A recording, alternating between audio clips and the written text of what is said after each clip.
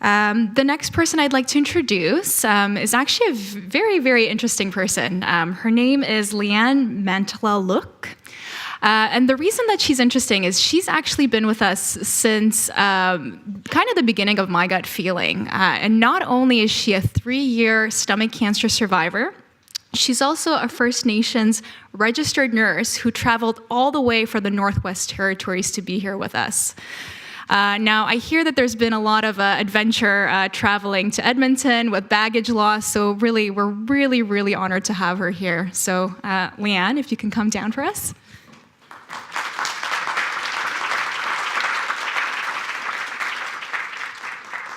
Hi, everybody. This is my view for most of the year. I know you're all jealous. As Katie said, my name is Lianne Mantla-Look, and I am from Yellowknife, Northwest Territories. I am a stage 1A stomach cancer survivor. This is my 3rd year out. And I'll just preface everything by saying, so I am 37 years old, and like Katie said, I am First Nations Indigenous. My mother is also here with me, and she was one of my caregivers from the beginning of my diagnosis, for which I am grateful. My husband, Kyle, who's also been my primary caregiver, couldn't be here because he doesn't do big cities, and he's live streaming right now, so, and that's him over there. Also in this photo with my mother is my Aunt Bernadette, who is also one of my other primary caregivers, so those 3 have kind of been essentially my whole world since I was diagnosed.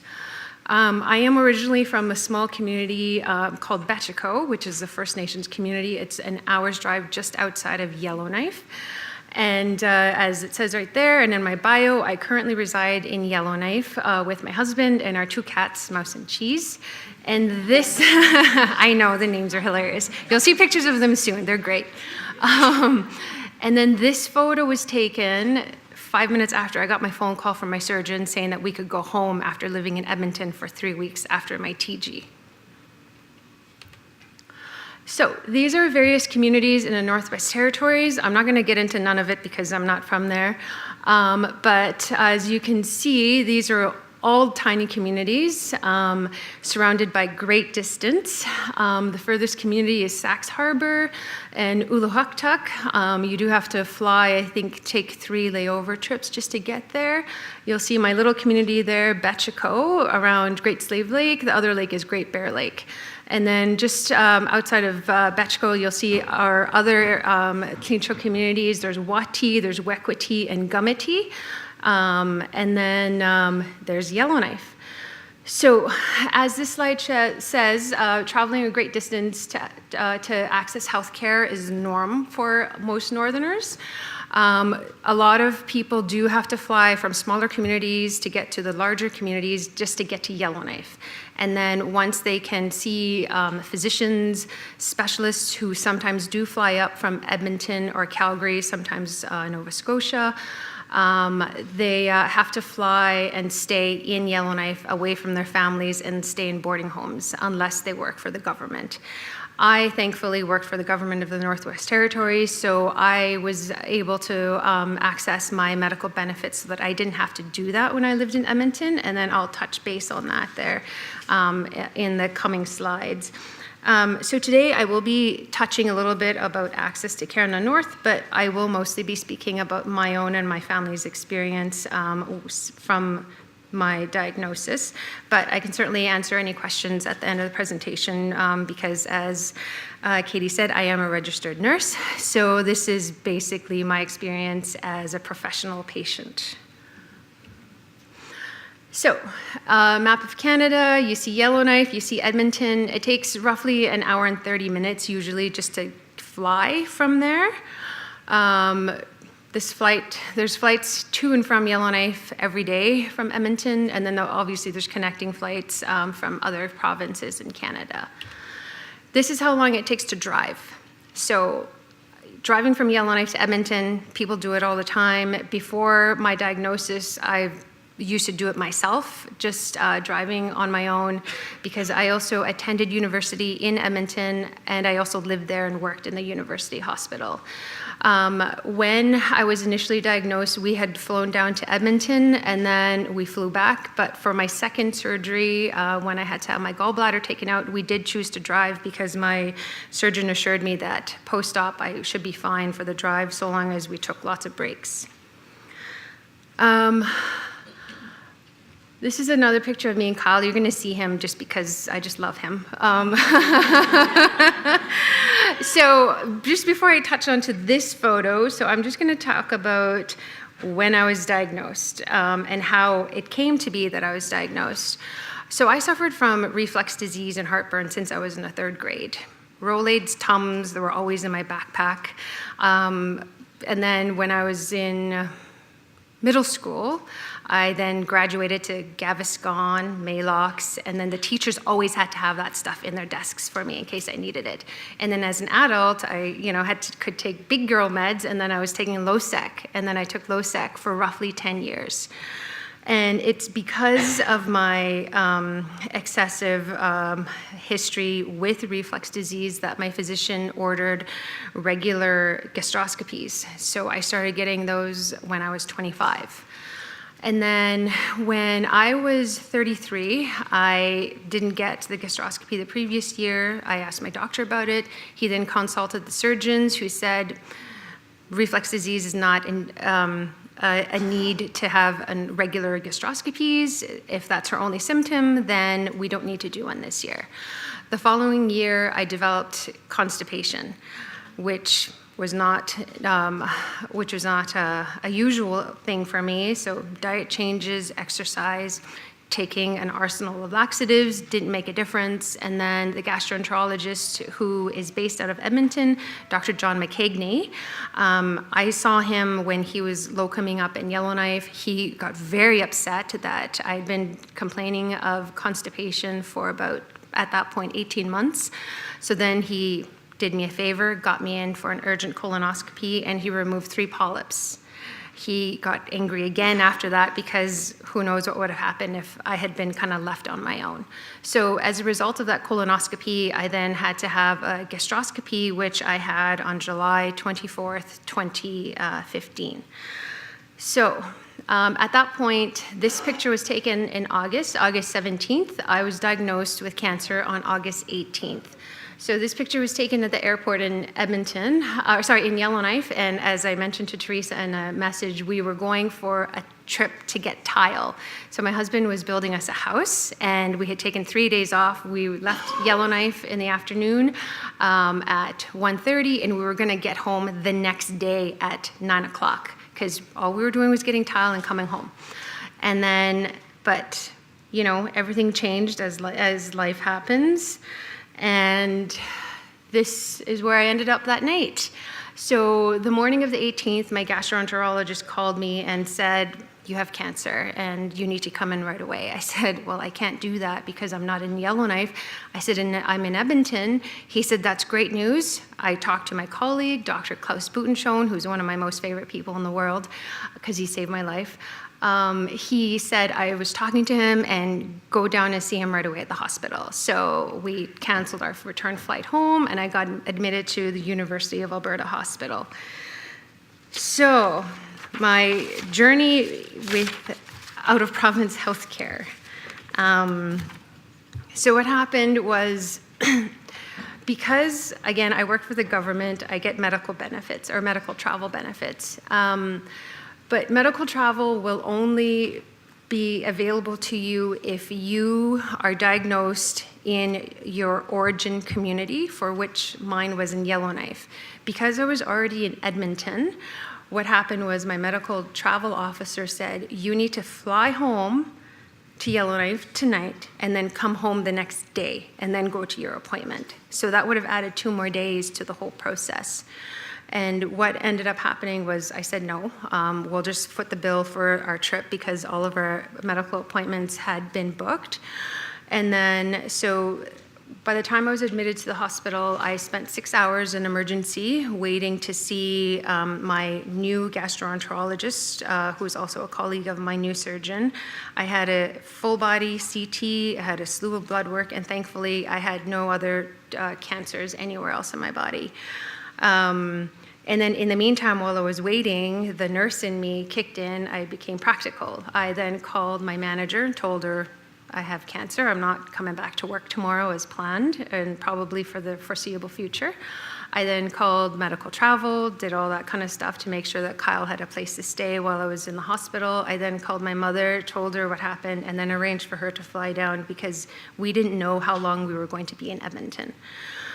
And so back to when we were getting my whole history, I met so many residents.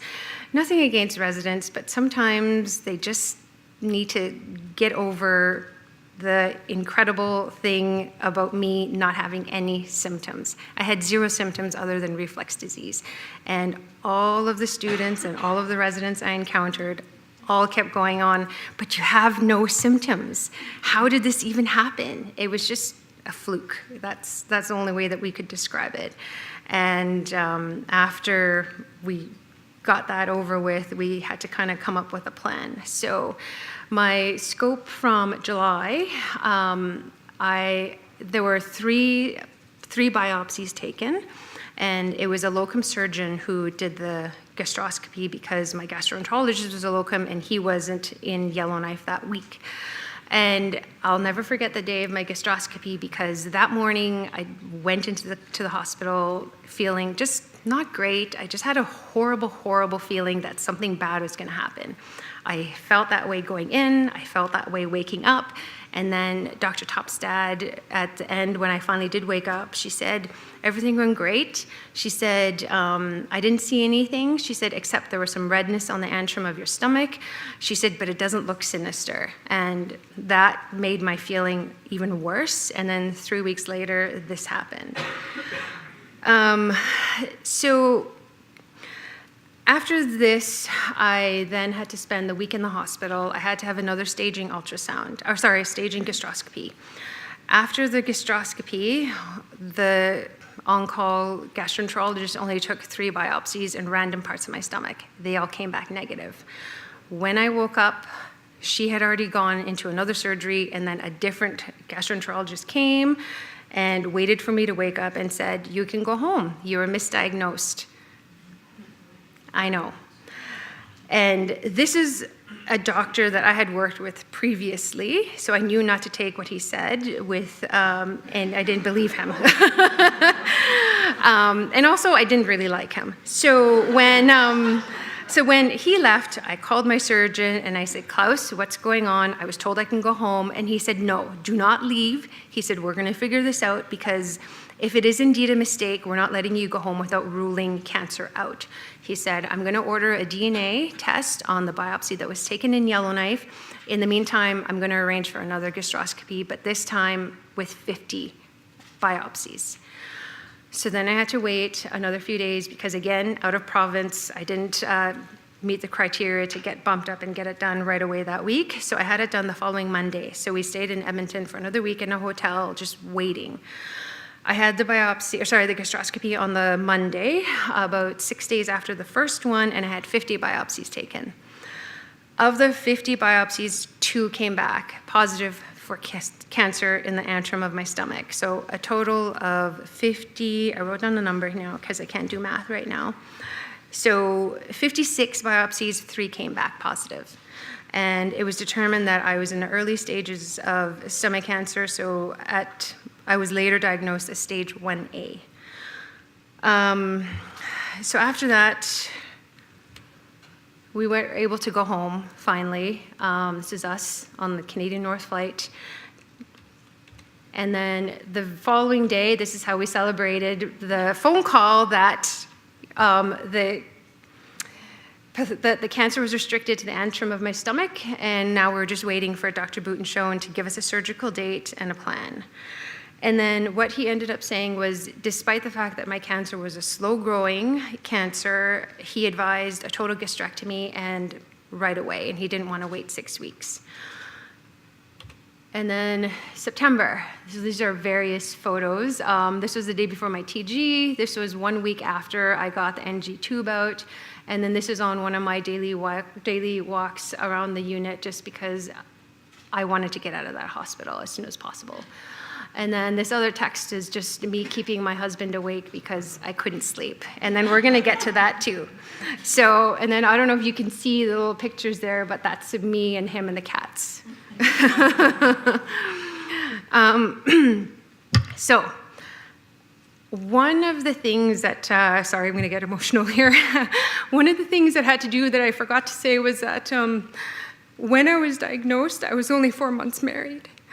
And then I had to have the conversation with my husband about end-of-life care and code status. You know, at 34, that's not what you're supposed to be talking about. And I had to have that conversation with him because I knew the risks of having a huge surgery like this, and I needed him to just be aware. And thankfully, he still continues to be so good. He just kind of took it and then said, we'll talk about this when we have to, but I understand what your wishes are. So, the day I went for my surgery, I was out for 10 hours. I had to have an epidural in. I've never been pregnant. I don't know what an epidural felt like, and I thought that was the worst thing ever that I've ever had done. I had to hold one of the residents' hands, and I think she was actually kind of surprised at me because I'm a nurse. I'm supposed to know all about all of this stuff. And anyway, I had the epidural put in because it was advised for pain control. And then I went for a 10-hour surgery to remove my stomach, part of my esophagus, and all of my lymph nodes.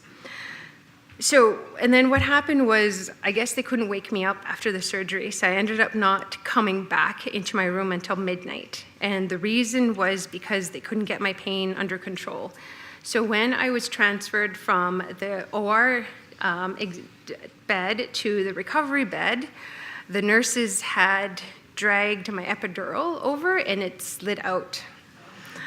And so it wasn't working every time I pressed that button every 10 minutes. And then so what I ended up having to do for the first 10 hours after surgery was the nurses had to come in every 4 hours and give me a bolus shot of Dilaudid. And, I was expecting that the surgery was going to go smoothly, recovery was going to go smoothly, but it just ended up having a snowball effect.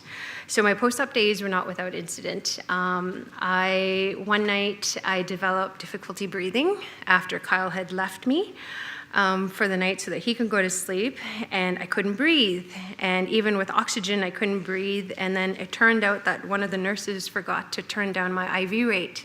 And so I filled up with fluid in my left lower lung lobe. And then I had to have an emergency x-ray at 1 a.m. And then another thing that happened was I developed an infection to my incision because the hospital staff never washed their hands properly before coming into my room. And then in the middle of my dressing changes, they would leave to answer a call bell and then come back. So myself, my husband, my mother, my aunt, all had to be diligent about telling the nurses before they touched me, they had to wash their hands. They weren't often nice about it, and I think a lot of the attitude was because I'm a nurse, I used to work there, and I knew how things were supposed to be done. And then the other thing about the late night texting was we discovered early on that I'm sensitive to opioids, morphine, Dilaudid. I developed visual and auditory hallucinations. I was having nightmares, which is why I was always texting my husband because I couldn't sleep or I had a nightmare. So I often would get up in the middle of the night, go for a walk, and then go back to sleep because I was afraid to sleep. So I felt really awful for my husband at that point because, like I said, we were 4 months married. We were together for 2 years, and this is like a huge, huge thing that he had to kind of deal with on his own because his family remained in Yellowknife because they have a family business. And so he was down in Edmonton by himself with my mother and my aunt. And then my sister also came to relieve my aunt halfway through. So Kyle, because he wanted to be diligent and look out look after me properly. He made sure that he was in my hotel or my hospital room at 6:30 every single morning when Dr. Butenschon and his team came to round. And he didn't leave until I was about to go to sleep each night, which was about 10 or 11. And then he did take breaks throughout the day with my mother, so they would often take turns kind of being with me because they didn't want to leave me alone with the staff there, thankfully. I was finally discharged 10 days after my total gastrectomy, and it was not because my doctor thought that I was well enough to go, it was because there were no hospital beds. And I was the youngest patient on the unit, and therefore I was the obvious choice. And what ended up happening is that it backfired on them because I ended up coming back 2 days later and I had to get readmitted because I was severely dehydrated and I had to get 3 liters of IV fluid in emergency when I first presented there 2 days after my initial discharge. And then the other thing that was happening was I was having severe nausea and vomiting. The ER doctor was concerned that I had a leak somewhere, so he ordered an urgent CT. That was my second one in 3 weeks. And thankfully, that was fine. My surgeon saw me, and he said everything was fine. And he ended up just following me for those following 2 days just to make sure that my dressing was done properly. He actually did my dressing changes himself for the rest of that week, which was pretty incredible. We had arranged for home care to come to my hotel room every day to change my dressing to do my dressing changes, and then I was finally able to fly home 2.5 weeks after my TG with the understanding that I would come back to Edmonton the following month for my first oncology visit and for my first follow-up surgical consult. So, October. I ended up back in the hospital, but this time at home. I was admitted to Stanton Hospital 3 days after I got home because my incision was not healing well and it developed an odor. And I was worried. I called my gastroenterologist, who thankfully was in Yellowknife. I called my surgeon, and they said, we're going to call Yellowknife and talk to the surgeon there. You need to probably be admitted. So I was admitted for another week. And they had one of the senior home care nurses coming to find out why my incision wasn't closing. And so at that point, I was 1 month post-op, and my surgeon said 4 to 6 weeks for your incision to finally close. So in the meantime, while my incision was healing, I had to fly back down to Edmonton to see my oncologist, who then staged me as stage 1A and said that I didn't need any chemo or radiation. At the same time, I went and saw Dr. Butenschon because I was really sick from all of my IV antibiotics, and I didn't want to come back to Edmonton twice in 2 weeks. And so that's what happened then. And then when I saw Dr. Scarf, my oncologist, what he recommended was I needed to have mammograms regularly. And I also should go for genetics testing because what I failed to mention in my introduction is that I'm not the first family member to have cancer. My eldest sister Janice died when she was 38 with pancreatic cancer. By the time she was diagnosed, she was a stage 4, and we were given 4 to 6 months, and she only lived for 4. My grandfather on my father's side, he died of gastric cancer when he was in his late 80s. My aunt on my father's side, she died of 65 pancreatic cancer, stage 4. I have a cousin on my father's side. She was 28 when she died of gastric cancer. So given that history, I had to have the genetics testing done.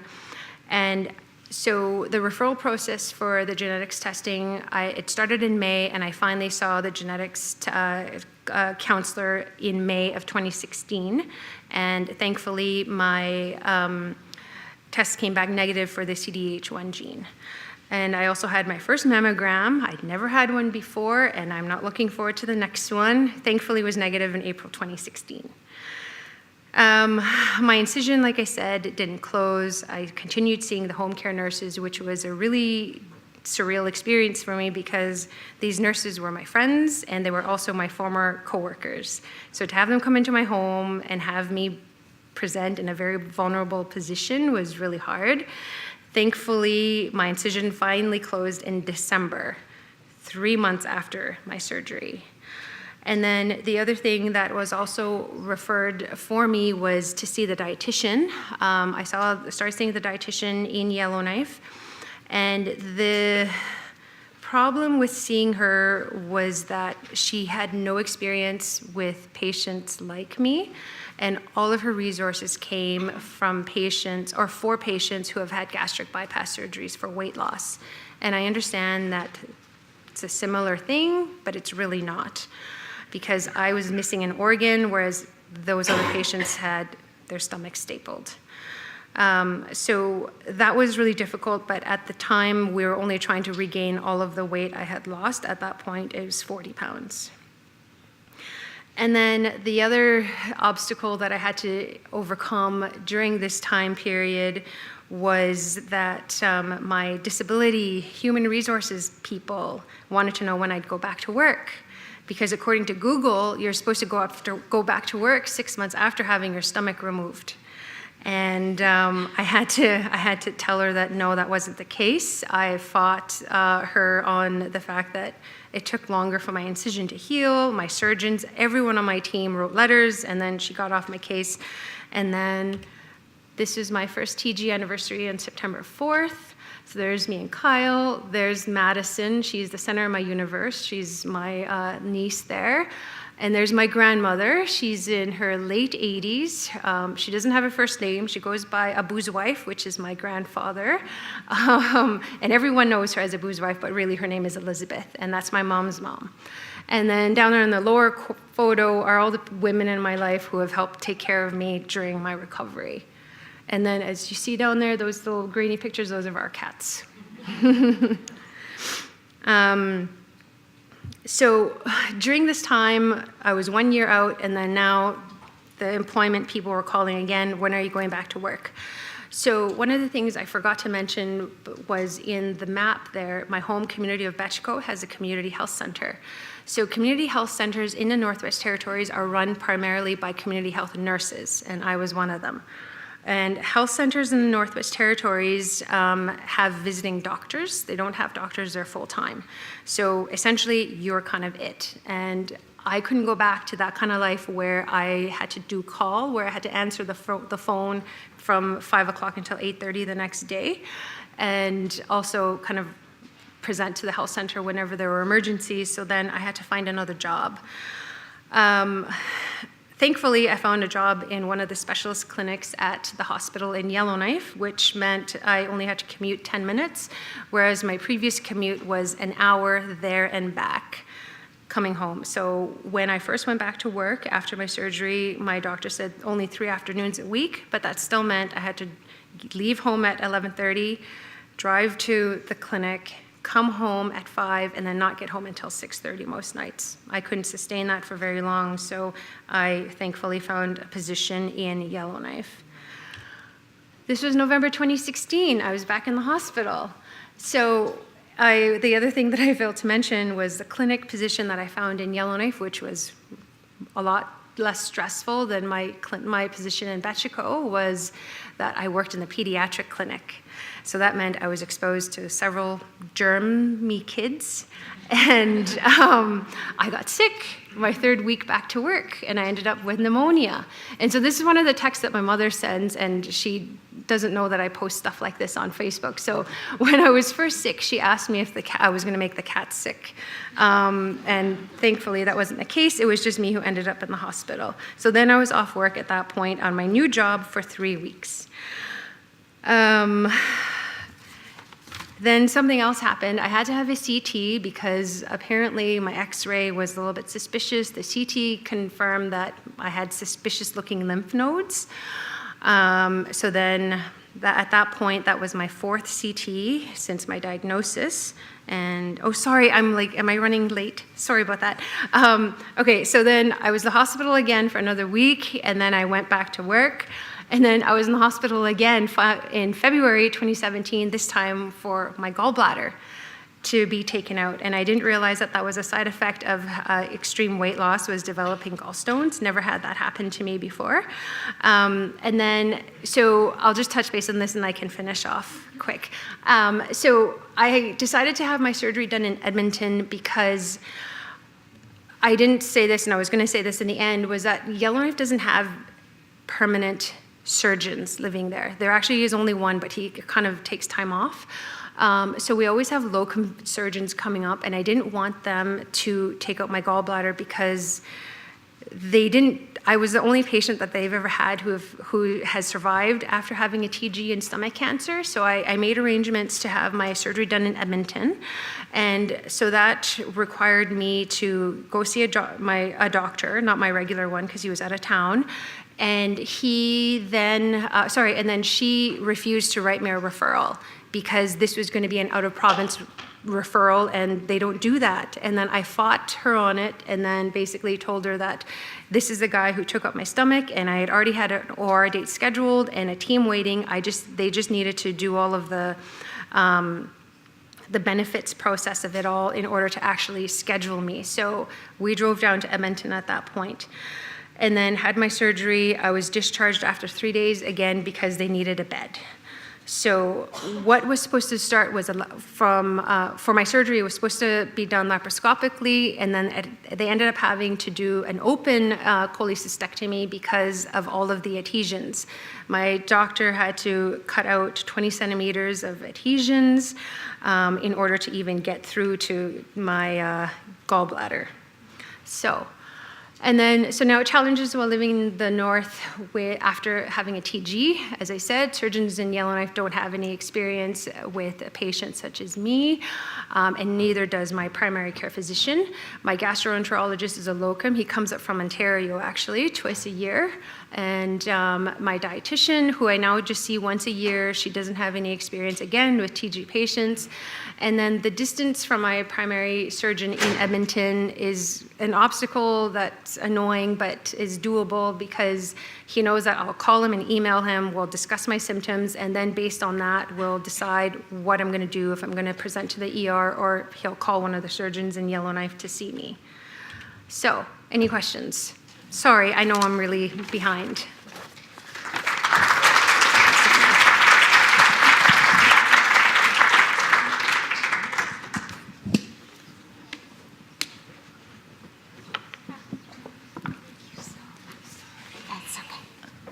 Obviously a really tough journey that you went through, and we have a family member that's going through the same thing. Can you speak to the quality of life that you have now? Because it sounded pretty awful, and I want to know that you're okay. Okay, now you're going to make me cry. Initially, it really sucked.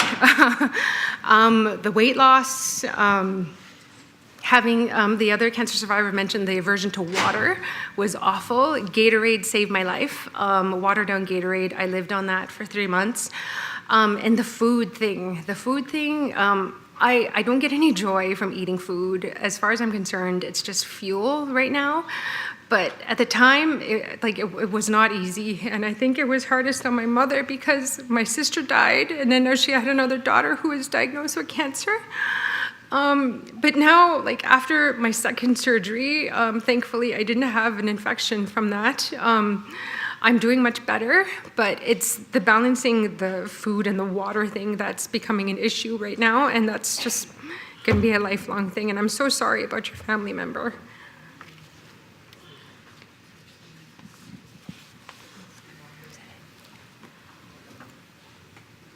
If there are no other questions, we'll just move on, and we're going to have a panel discussion, so you guys can also ask questions during the panel discussion. Are there any questions online, or okay? Thank you so much.